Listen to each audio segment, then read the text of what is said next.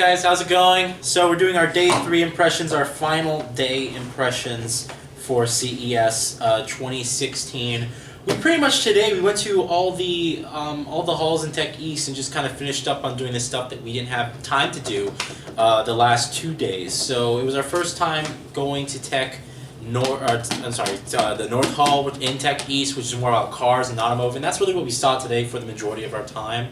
We saw a lot of cars, a lot of stuff in the automotive industry and things like that, and there's some cool stuff that we're going to go ahead and talk about.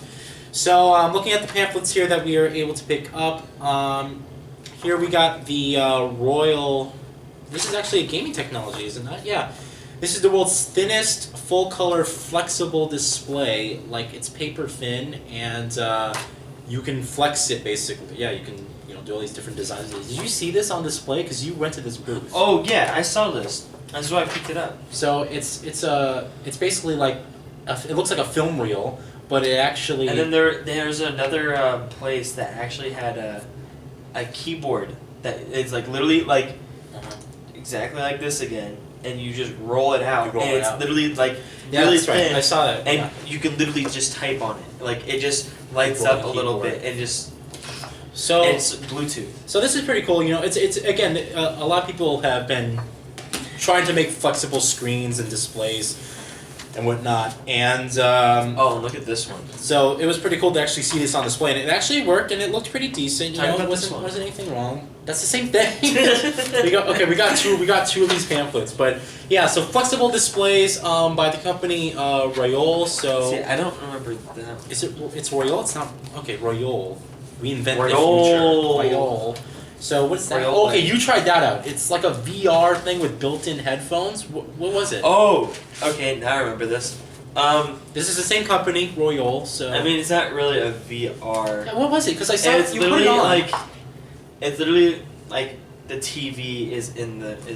That's it. Okay, so it's like you really turn around and nothing happens. Okay, so you just see the screen inside the helmet. Got you. Okay, so and it has a headphone set. Sony made a device like this actually years ago, and it didn't sell. But basically, it's like you're basically seeing it on like a movie projection screen. You're just seeing your TV. Yeah. You're just seeing your TV. I think the idea for that or is, your game in goggles. Yeah, I think the idea for that is if you're like on a plane or something, you would put that on, and you'd have like this virtual movie theater screen in front of you.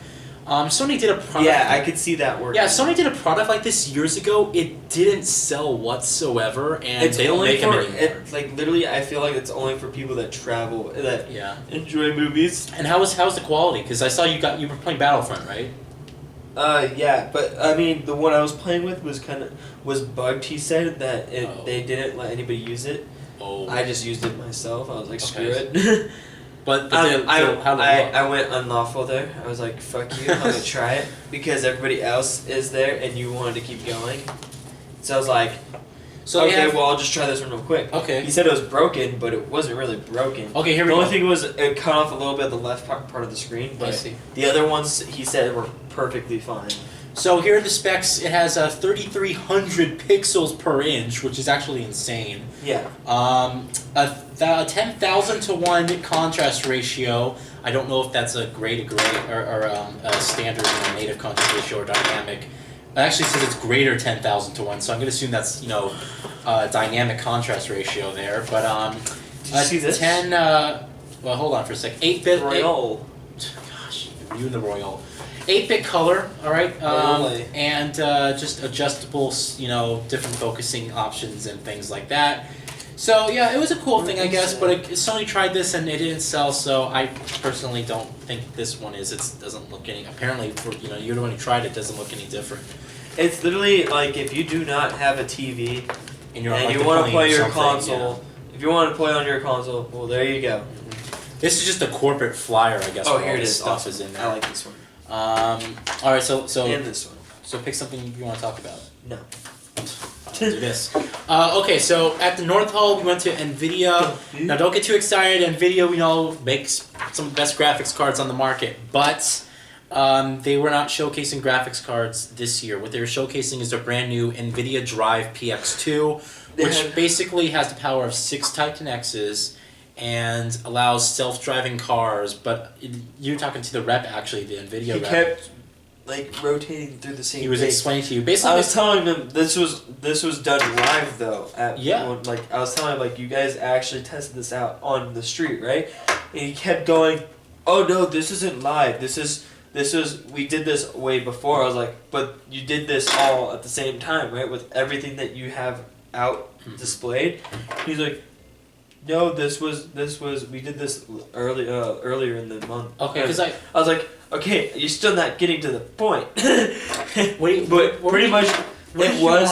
What do you mean? Like, you mean that was there was a video of a car driving on the freeway on the 101. Yes, I saw that. I watched NVIDIA's press conference and they showed that same video. In the Antonio area. In Ontario, you mean? Antonia's. Antonia? Near San Francisco. Oh, okay. I believe that's where it was. I thought no, they said they were on the 101. So the 101 takes you up the.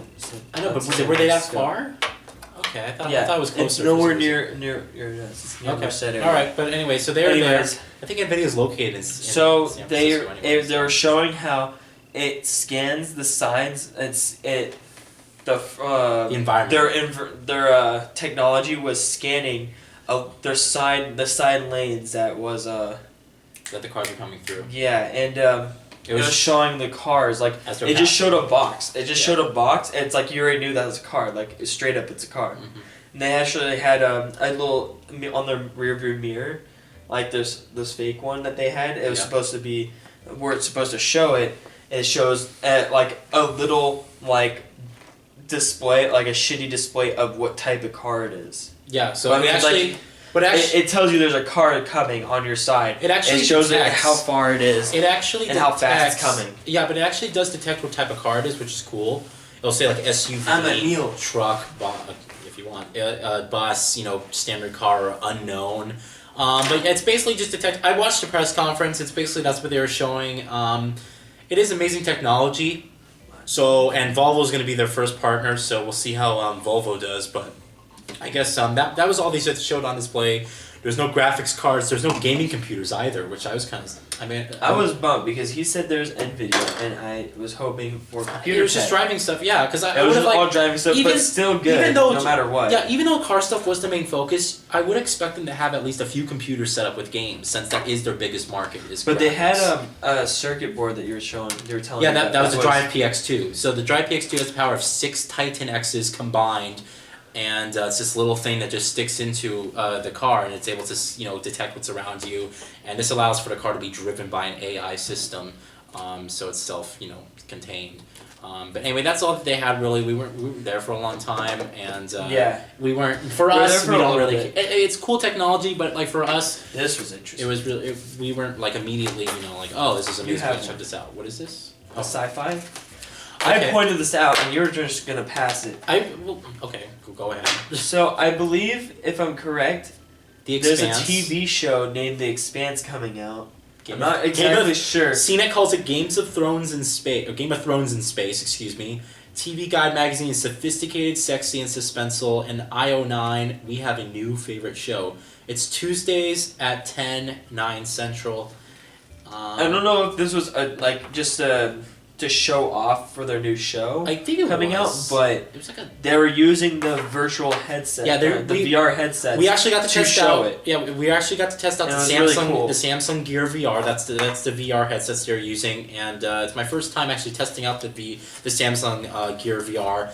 And it was a bit heavy for me. Like, out of all the other VR headsets that I tested, it was the heaviest. Yeah. And, like, I felt it on my face. It was decent, but I wasn't, like, it was just, they're flying you through space. And it looked cool, but it wasn't something like that really blew me away by any means. It was just, like, a cool thing to promote the show, I think. But the highlight was, of course, testing the Samsung Gear VR, which, in my opinion, is I think it's the heaviest. Pretty much in terms of the VR headsets, it's the heaviest one that there is. Because all the VR headsets that I tested, I did test, the ones that everyone wants to know about.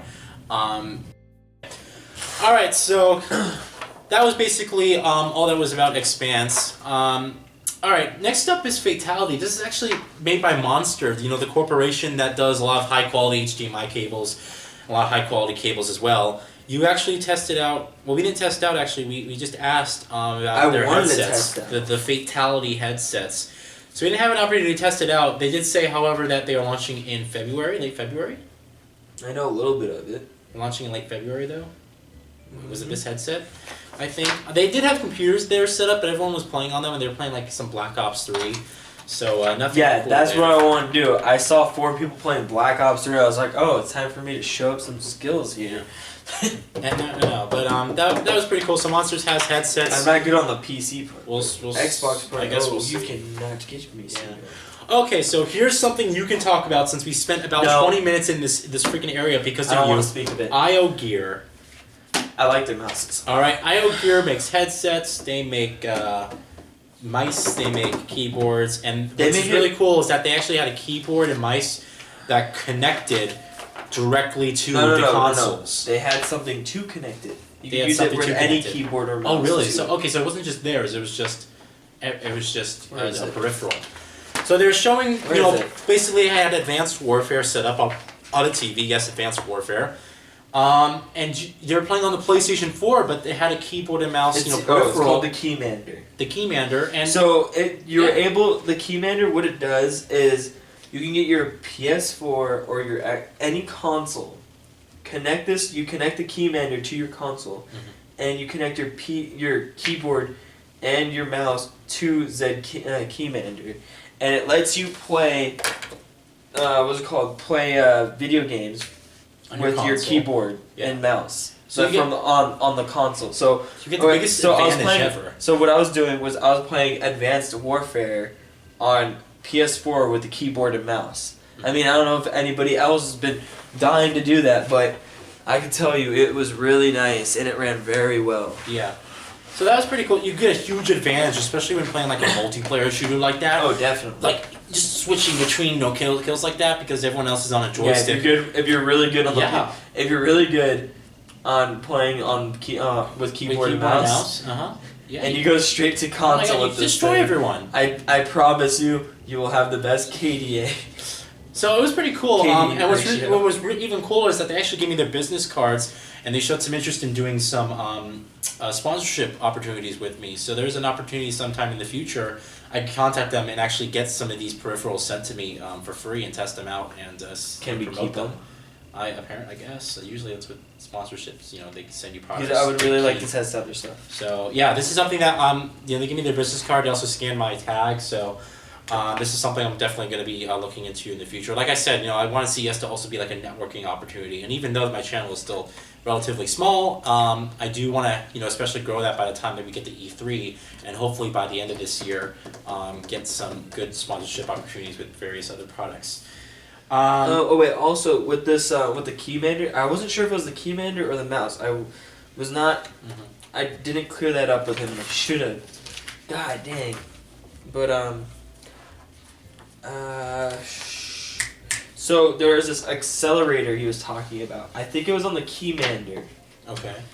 He was talking about. I wasn't sure if it was on the mouse or not. Is that out? Anyways, it was really nice because for me, I'm not really good with first-person shooters. I'm not good with shooters on the PC yet. Okay. I'm still getting used to it. So when I do, and I'm used to it with low sensitivity. So yeah, cry about it. Anyways.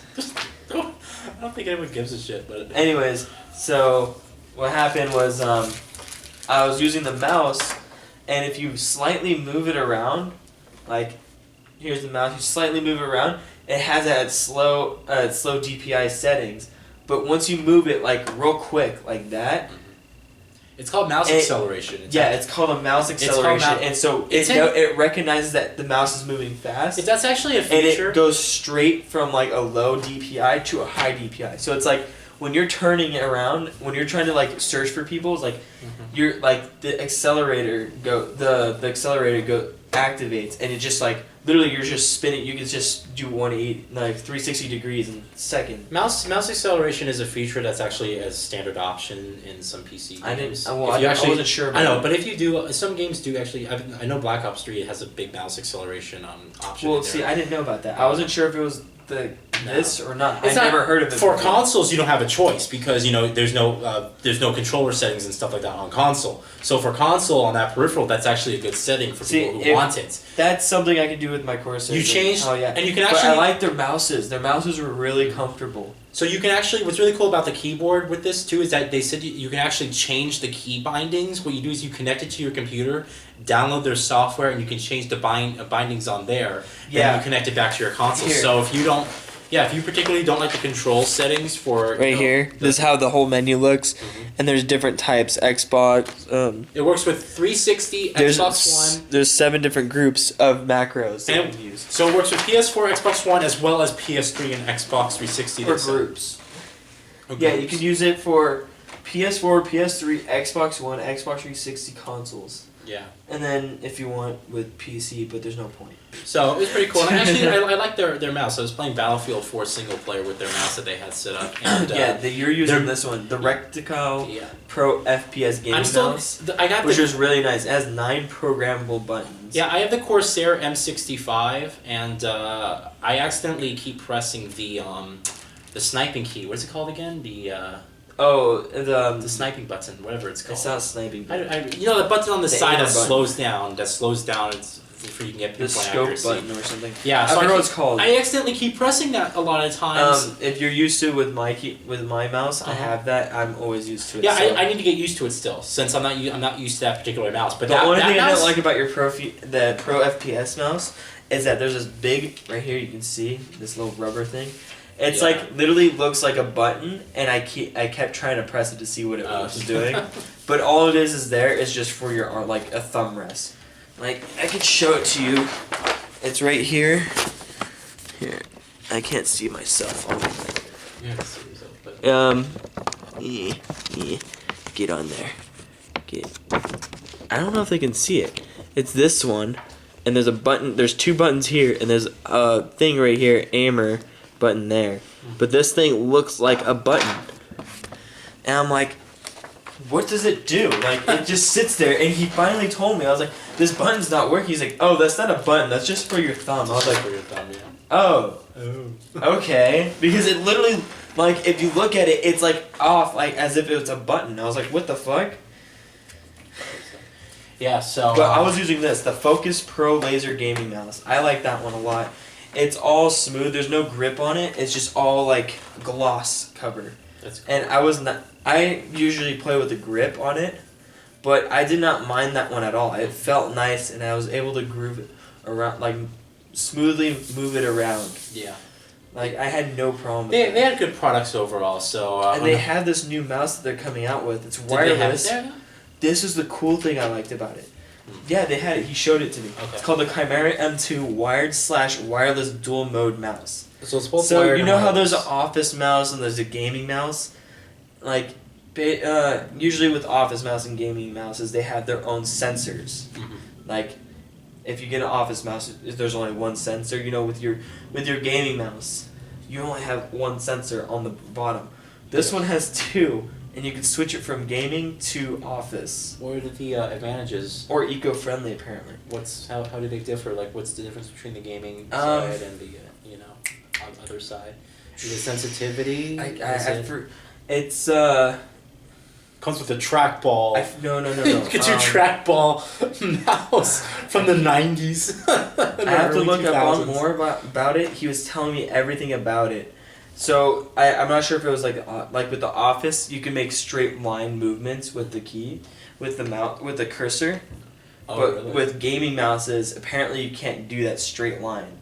It's just like it literally focuses on every single like movement. Okay, so it's more sensitive and stuff like that. Gaming mouses are more sensitive to the movement than office mouses. All right, cool. So that was IO gear. Overall, they had some pretty cool products. But also with the wireless, its own little charging station where you can put the mouse on it, or you can take the USB port, the mini USB port, out of the charging station and connect it to the mouse itself and use it as a wired mouse. Oh, really?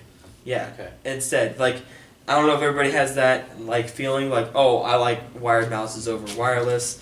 I'm more of a wired person with mouses. Well, obviously, and wireless with headsets. Any hardcore PC gamer will tell you to go wired. I had to use wireless for a lot of time because my desk didn't have any place to put the wired devices. The wires would have to go across my desk, falling off to the side, and as someone who actually gives a shit about how my stuff looks, I didn't want to do that, so I had to use wireless. But now that I got a new desk, I built a new computer, and I can actually use wired gear, it's a lot more accurate. My shots and everything, I'm a lot more, like, even the registration of my mouse inputs have been greatly increased, and everything registers perfectly. Greatly increased. But everything registers perfectly Decreased. with the with Bullshit. wired stuff. I'm gonna throw something at you, I swear.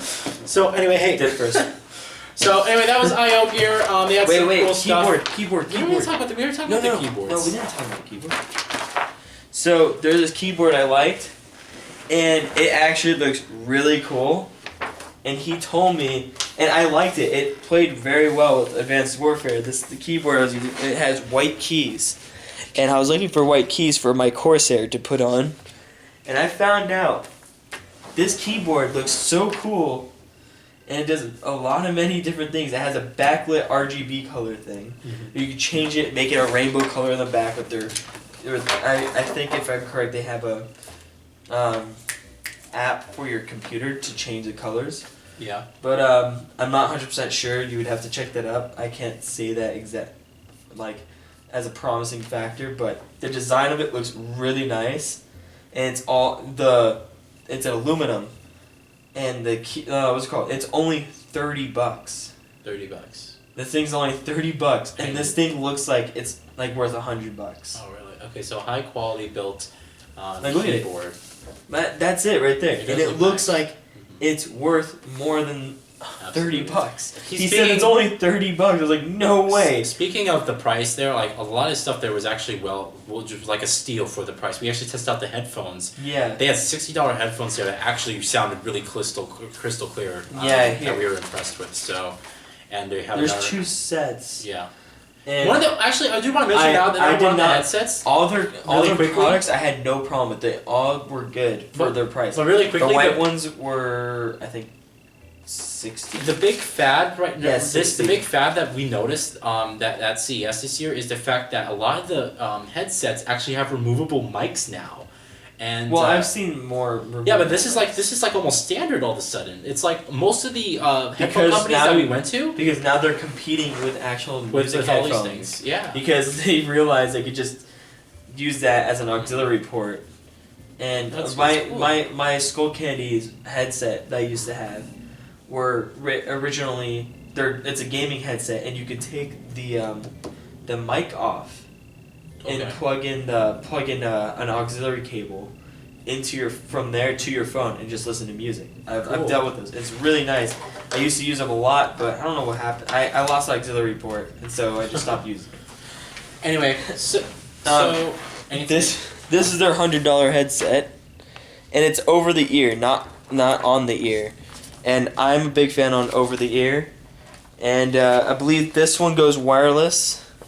Wait, no, this one is not wireless. Wait, okay, yeah, so it's not wireless, but it has a removable mic, and he said that it also has it has two mics on it. It has an additional mic on this side for when you take it off and you use it with your phone, because you know how some people with the iPod headphones or iPhone headphones, they have the little mic. That's what this one has. So if somebody calls you, you just call it, you just answer it, and you can talk to them through the headphones, like a regular earphones mic. And this is really nice if you like to use it for are those the $100 ones you're talking about? These are the $100 ones, and you can and there's 7.1 surround sound that actually keeps but the white ones, the $60 ones, they do the same thing, but the only difference is that this has a gaming and music option, a Dolby off and on button. I don't know what that one is. Volume up, volume down. That's also what the white one has. Do the white ones have 7.1 though? No? They are 7.1. Yes. Oh, they are. They're both 7.1. Wait. I thought it was just the $100 one. No. The $100 one's 7.1. Yeah, and you actually get to keep the 7.1 surround sound when going between the game mode and the phone, because it's using a 3.5mm headphone jack. Yeah. So that's pretty cool. You actually do keep the surround sound quality. And also he says for using the Dolby, I don't know, it's more power, you use more power using the Dolby. Dolby but Pro Logic. he said with the surround sound gaming headphones, you don't have to worry about that at all. Okay. Like you can have it activated on your phone. Yeah, that's right. He said that when you're done with the charge, instead of like saying, okay, my headphones are out, you can just plug them through the 3.5 because millimeter headphone jack. It has a built-in rechargeable battery for the Dolby. It uses pass-through as well, so it's not like, oh, my headphones are dead, I can't use them until I recharge them. You just plug them in through the 3.5 millimeter jack, you can still use them. So pretty cool. It's really nice. I really like their whole setup. This is the whole setup I was using with the Advanced Warfare. All of it looks nice if you go in black and white. And one thing he pointed out to me, and I did not realize, it looks like a Imperial. And also it says Imperial White series here. And it looks like a Stormtrooper set. Like if you're making black and white, I was like, I did not notice that until you pointed that out. But thank you. So alright, that was I/O Gear. They had a lot of cool stuff to check out. This is also another place that you did check out. No, I didn't. The Afterglow. I refuse to accept that. Let's check out the Afterglow. Oh, you took this. I was trying to go with that. The Afterglow. Okay, you guys, everybody knows what Afterglow is. Yeah, like the controllers and things. So they had some cool things I thought was really awesome. So they have this new mouse and keyboard coming out.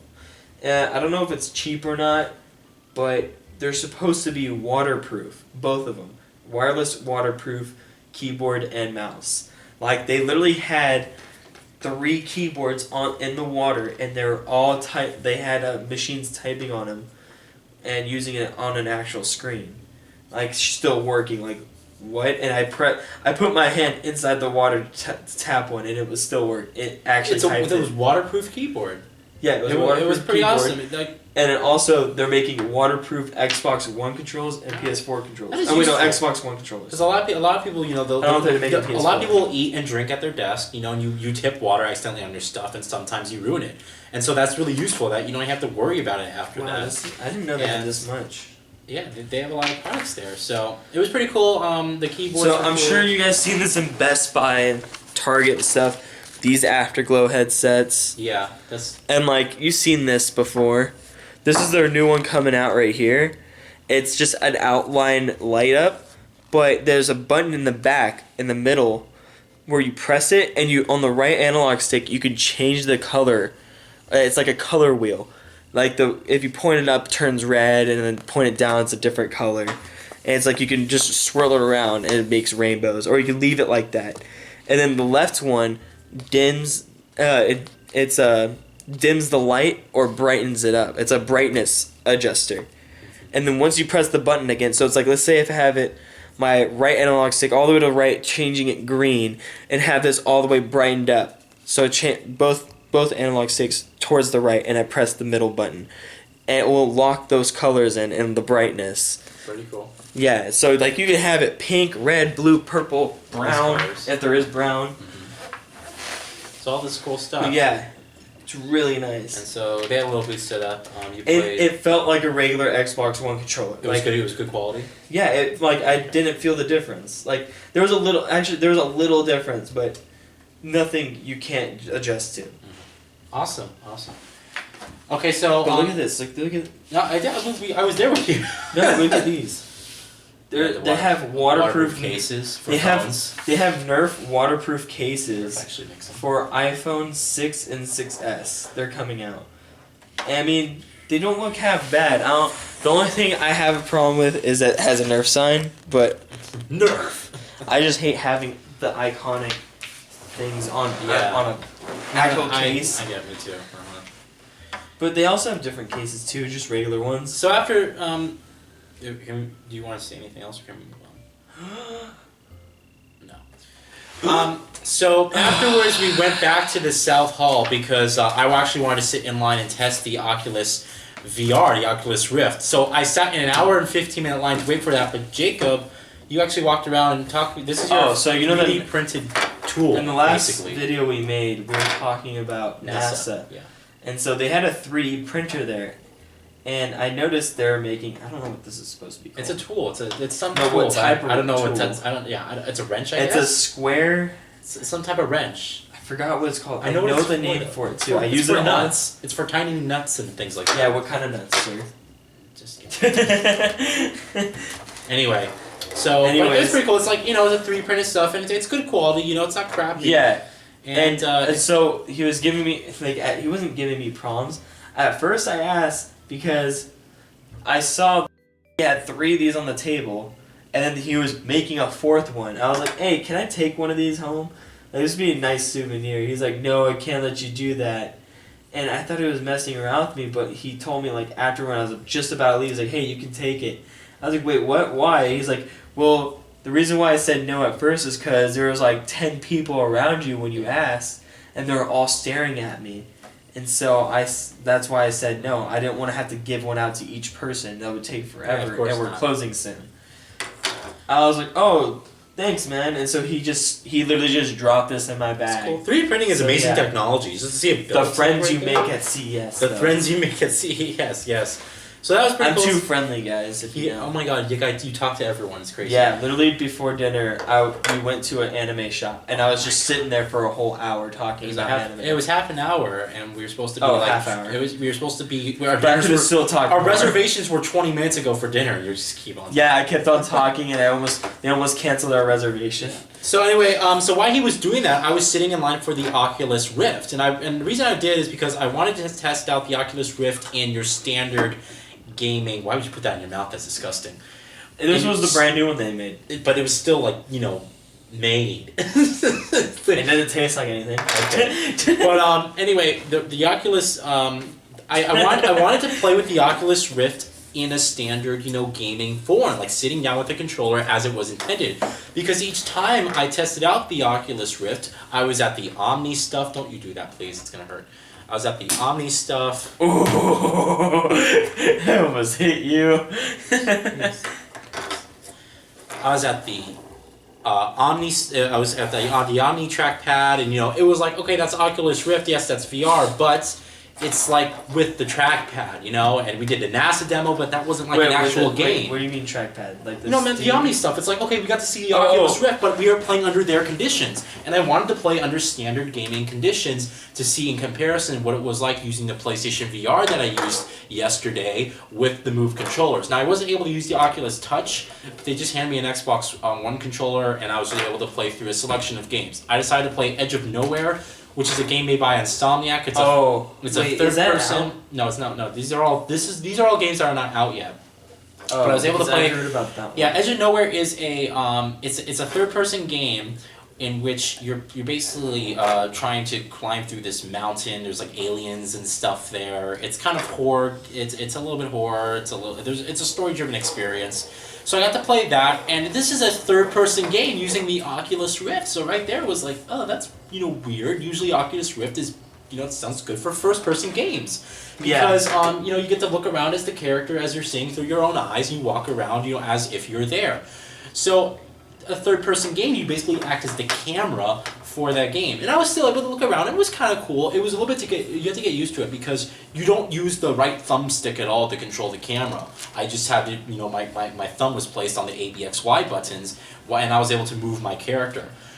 Edge of Nowhere looks like a good game. It seems like a good game from what I played. However, I don't think it didn't sell me on the Oculus Rift what they had. When I played there, it was like, oh, this is cool, and it looked good. But I wasn't sold on it completely after that. Then afterwards, because I still had about 2 minutes. First person. I did. Well, they had 8 games there, right? You dumb bit. So I had 2 minutes left, and I said, okay. The guy's like, okay, fine. You can quickly try one more before you have to go. And he gave me Eve. He let me try Eve Valkyrie, which is a free game that comes when you buy the Oculus Rift. And that was a little bit more impressive because you're in a cockpit in some space shuttle, and you're flying around in space. You get to shoot people around you, and you get to look all around, and it's your big spaceships and stuff passing over you. That was a little bit more impressive. Here's the thing, where the PlayStation VR sold me on the fact that it was pure immersion, where I actually had to crouch down under shit and shoot stuff with the PlayStation Move controller. That was for a game that actually used that. I have a feeling you're gonna say the PlayStation's better. No, but I know, and to be honest, Oculus did some things better than the PlayStation VR did. For one, the Oculus Rift screen seemed a lot more crystal clear than what I used on the PlayStation VR. And the guy even but said, isn't the PlayStation VR in still development? Everything's still not out yet, and the PlayStation VR They're is still developing. the PlayStation VR is supposed to come out within the first half of this year. And I heard the Oculus Rift is supposed to adjust with eye sensors. Yeah, or something like yeah. that. So, and just keep in mind, both Samsung allows for autofocus for the lenses, and that Oculus. didn't work out for me. It didn't. Okay. That didn't work out for me. It wasn't enough for me.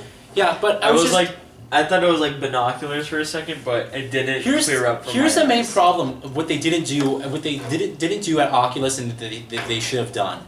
All right, they should have let you use the Motion Oculus Rift touch controllers. They should have had that as an option, and they should have freaking had a drift in there. I wanted to play a drift, which is basically like Gravity, the official game of the movie. That's essentially what a drift is, made by it isn't. Adam Moore. But that's the game, a first-person game where you're basically stuck in space. That's the game I wanted to test out, and they were advertising it outside of the building. They were showing like a drift trailer. So I was like, oh, this is gonna be awesome. They go in there, I'm gonna play a drift early. This is gonna be sweet. I'm really looking forward to that. It was not there. Instead, I got Edge of Nowhere, which was a third-person game using Oculus VR, which was like, okay, this is a little bit more immersive than what I use on my TV or my monitor, but, you know, whatever. And then they have Valkyrie, which was cool, you know, but it's like, okay, I'm stuck in a cockpit, and it's not really, it's not really intense. It's just cool. So the thing is, even though I'm going to get the Oculus Rift for, you know, YouTube reasons and to, you know, play games, and there are certain games like a Drift that I actually do want to play in VR, nothing that I tested out at the Oculus Rift compelled me to, like, immediately There's going to be more games. Yeah. But the only reason why I thought the Rift is going to be better is just because, like, I can't see myself trying to walk around with the PlayStation Move. Well, obviously not. You know, and keep in mind, there's analog sticks probably on the PlayStation Move. Yeah, no. I never used it before, so. There's no analog sticks on the PlayStation Move, but keep in mind that the game I played called London Heist for the PlayStation cool. VR. That was cool. I thought it was pretty cool. Keep in mind though that was a demo in which you're in one area. You're not supposed to be moving around the entire environment. You're just in one area, and you can move around and duck, and that's it. You're just in a small area. Stand up, and that's it. Yeah. Or move. And I think that there are certain games where VR is going to excel at, and the biggest genre that VR is going to be the most highest selling point is the horror genre.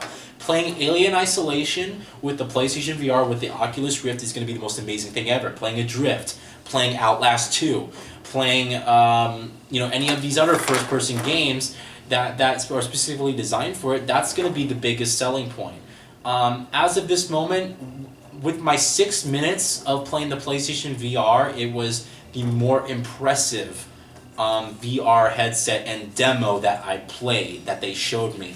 Yeah, from what I heard for the Oculus Rift, it didn't seem like you had that much fun. It's not. I had fun, but I wasn't blown away. Why would you play a third person? I didn't know the game was third person. I just testing games out. And I was like, okay, Edge of Nowhere. This is a guy that doesn't know his games. No, but I was like, Edge of Nowhere. I heard of it, right? We saw that. We saw. I know it was by Insomniac, and I was like, okay, that's the most compelling one. But I didn't realize that. Okay, this is a full third person. Nowhere. I thought you were talking about the game that's supposed to be coming out where it's like you're a forest ranger.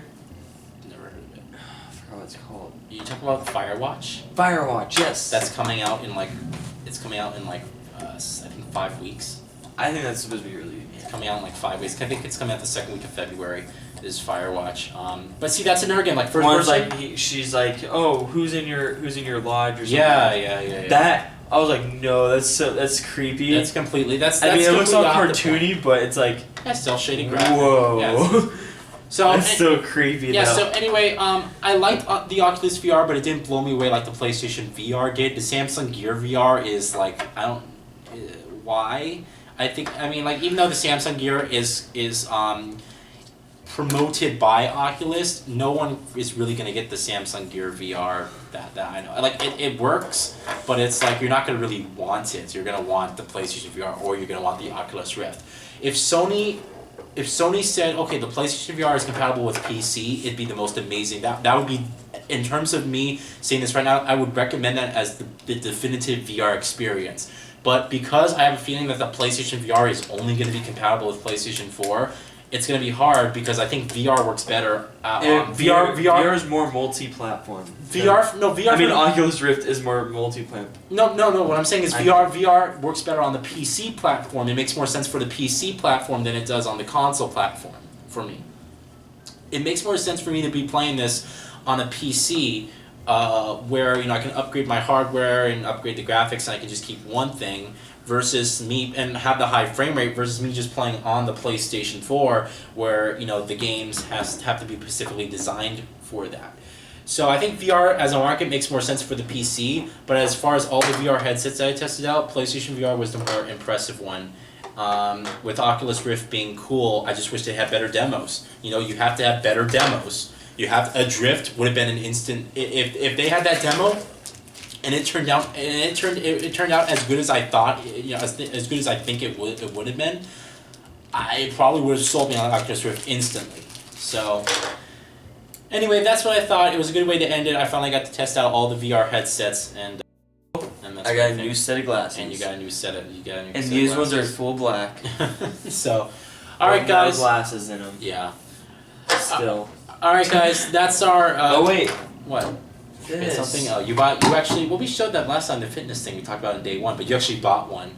Jake bought a fitness ball thing that I use. It's originally $40, but the guy dropped it for me to $20. All right, sorry about that, guys. Had to change the battery. Going back to you bought the fitness ball thing that lights up and you go against the force. Are you trying to start it for people? Oh no, it kind of the string didn't go all the way in. Okay. And so there's a green one. I got this one. It lights up green. Talk about the price though. Oh yeah, it was originally $40, or $50. I wasn't sure. There's 3 types of things you can get. You can get this one just itself with the string. You can get this with a speed ball thing. It's like a little thing that you put the ball side onto the machine. You press the button, it speeds it up for you, which is an additional $10. The guy was willing to give it to me for $30, but he gave me this one for $20. I was like, there's no point. The string, is it really that hard to put the string in there? Let's be honest. And all you do is just put it inside this little holder, and there's this huge line that goes within the gyroscope. It's just a gyroscope in the ball. That senses it, and all it does is it resists. You twist it left and right, and the ball tries to resist you from going left and right. It's a really good exercise. You go against the motion of where the ball wants you. Yeah. So. All you do is left and right, and it over time you could feel it resisting. And the first thing I thought about it when I saw it spin, I was like, oh, I don't know if you guys are into manga or anime. I was thinking about Naruto. And right when I bought the green one and I opened it and started playing with it, I kind of regret getting the green one because I thought of Naruto. And I was like, I should have gotten the blue one. Because what I've been doing to Cameron lately... He cut me. He cut me on my hand and my ear. Because he put the spinning ball. He put this spinning ball up to me, and it was. Look, there's a big mark on my hand right here. Look at it right here. So right now it's spinning. I can't hold it, but you can see it spinning in there. And when I go left and right, I can make it go faster and faster and faster. I don't know if you guys can hear it, but if you can hear it, now it's spinning. It's pretty cool, but it resists up to 45 pounds on you. So it's like you're holding over left and right over time doing this whole thing. It literally it works out your whole arm and part of it right here. I forgot what biceps and triceps. Yeah, but depends on which way you do it. So it's biceps is just doing it like this. I think that's bicep, right? Yeah. And then triceps here. And triceps if you go back like this, and you'll feel it. If you put the ball behind your back and you just go like this, you'll feel it burning, as if you're picking up weights itself. We basically talked about it in our day one impressions, but you bought one. So yeah, he said to do 5 minutes on each hand. You can split the times between, and you can do it in intervals. So it's every minute you can change it. Pretty cool. So that's what I've been doing. And I can't stop doing it. Like Yeah. really, I've been. It's kind of like a stress ball when you get a stress ball. Yeah, I think for of it the more of first a time. stress ball nowadays. When you get a stress ball for like the first time. It's like when my right hand goes out, I just switch it to the left one. When you get a stress ball for the first time, it's like you can't stop squeezing it. So. Yeah. Anyway, that was our day 3 impressions, guys. We're gonna be doing our overall. Don't break the desk. Seriously, don't break the desk. We're gonna be doing. We're gonna be doing our overall CES review next. So hope you guys enjoy it, and thank you all so much. Look, it did nothing. Thank you guys so much for watching. All right, so check out our CES review. We'll be talking about our entire thoughts on the show, and check you guys later. Thanks. Before you guys go, this ball, it spins so fast. When I do Rasengan onto his arm, it catches his skin and it pinches him. So it's really fun.